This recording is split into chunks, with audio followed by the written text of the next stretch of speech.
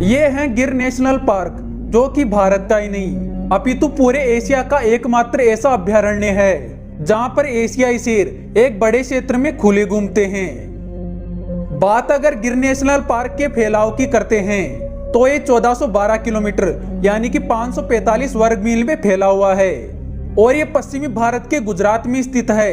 और गिर के जंगल जूनागढ़, अमरेली और गिर सोमनाथ के अंदर आते हैं और इन तीनों जिलों में आने की वजह से इसका क्षेत्र इतना लंबा चौड़ा है। दोस्तों, गिर के जंगलों को 1969 में नेशनल पार्क घोषित किया गया और देखा जाए तो इसका इतिहास 100 सालों से भी ज्यादा पुराना रहा है। सन 1900 की बात है जब देश के पूरे राज्यों से एशियाई शेर विलुप्त हो चुके थे। तब गिर के जंगलों में केवल 14 से 15 एशियाई शेर बचे थे और शेरों को विलुप्त होते देख जूनागढ़ के नवाब ने शेरों के शिकार पर पाबंदी लगाते हुए गिर क्षेत्र को अभयारण्य घोषित कर दिया।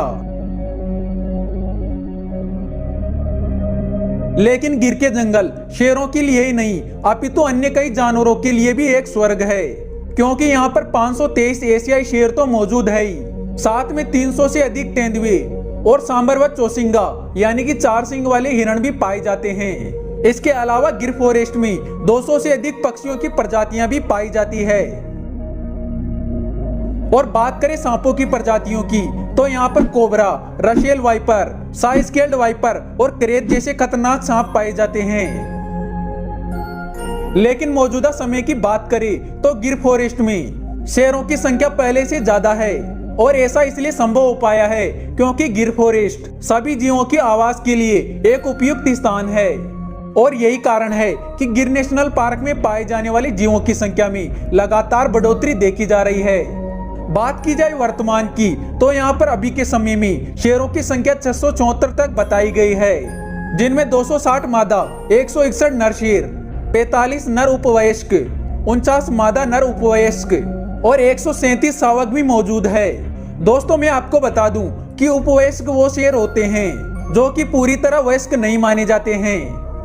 तो दोस्तों, आप अंदाजा लगा ही सकते हैं कि यहाँ पर शेरों की आबादी में कितना इजाफा हो रहा है। हाँ, भले ये वृद्धि थोड़ी धीमी है, लेकिन फिर भी देखा जाए तो एशियाई शेरों ने अपनी संख्या को 14 से 674 तक बढ़ा लिया है। लेकिन दोस्तों, ये तभी संभव हो पाया जब गिर फॉरेस्ट को एक संरक्षित क्षेत्र घोषित किया गया, वरना 14 एशियाई शेरों को विलुप्त होने में भी उतना ही समय लगता जितना कि देश के अन्य राज्यों से विलुप्त होने में लगा था।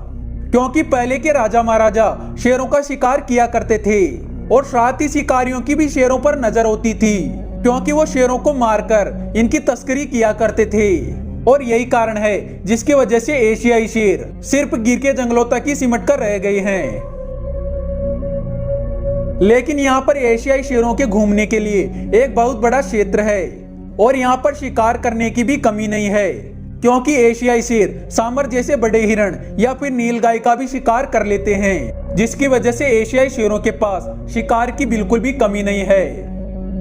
दोस्तों, वैसे तो गिर फॉरेस्ट एशियाई शेरों के लिए एक उपयुक्त स्थान है, लेकिन आसपास के गांव वाले अपने पालतू पशुओं को यहाँ पर चरने के लिए खुला छोड़ देते हैं, जो कि जंगली जीवन को काफी हद तक प्रभावित करते हैं। ऐसा इसलिए क्योंकि ये जंगल के घास और चारे को खा जाते हैं और कई बार गांव वालों के पालतू पशु शेरों द्वारा मारे भी जाते हैं। हालांकि शेरों के पास शिकार की कमी तो नहीं होती है, लेकिन फिर भी पालतू पशु शेरों के इलाकों में दखल अंदाजी करते हैं, जिसके चलते शेर उन्हें मार डालते हैं। और इसी बात से परेशान होकर कई बार गांव वाले शेरों को नुकसान भी पहुंचाने की कोशिश करते हैं। इसलिए सरकार ने शेरों की सुरक्षा को देखते हुए एक योजना शुरू की है, जिसके तहत अगर किसी भी गांव वाले के पालतू पशु शेरों द्वारा मारे जाते हैं तो उस पालतू पशु के मालिक को मुआवजा दिया जाता है।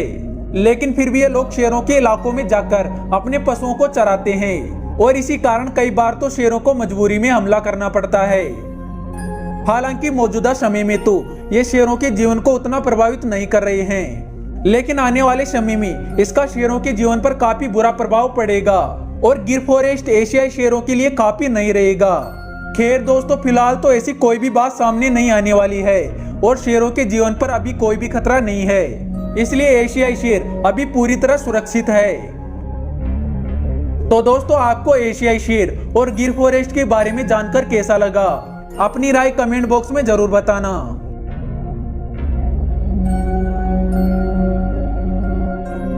तो चलिए इसी के साथ आज के इस वीडियो को यहीं खत्म करते हैं और अगले वीडियो में मिलेंगे एक नए टॉपिक के साथ। तब तक के लिए बाय।